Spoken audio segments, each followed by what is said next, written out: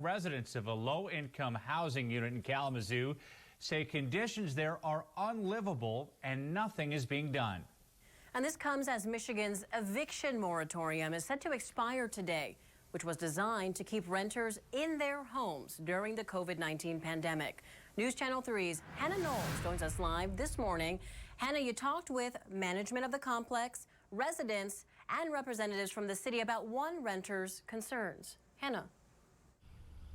Kylene McCreary, a mom of two, has been living here at Fox Ridge Apartments for a little over 2 years. She says in that time, her apartment has been shot at. Cockroaches have infested the hallways.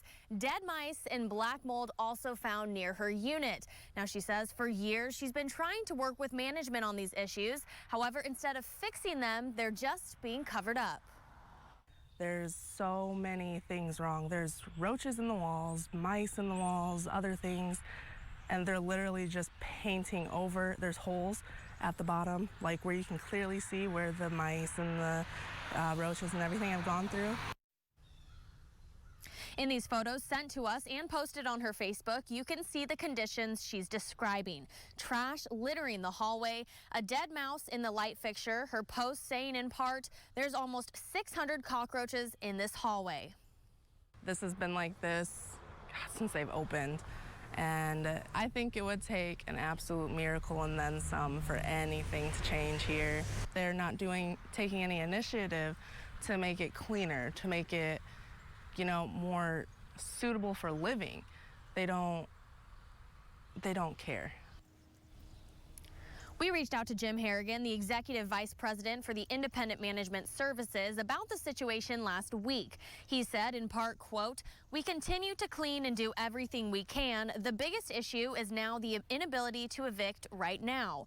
Now, I reached out to Harrington again yesterday asking for clarification now that the eviction moratorium will be expired by the end of today.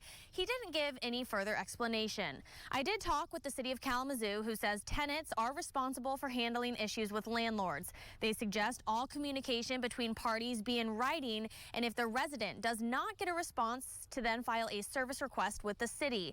If the conditions are bad enough, the city says they could issue a repair or vacate order if deemed not adequate for living.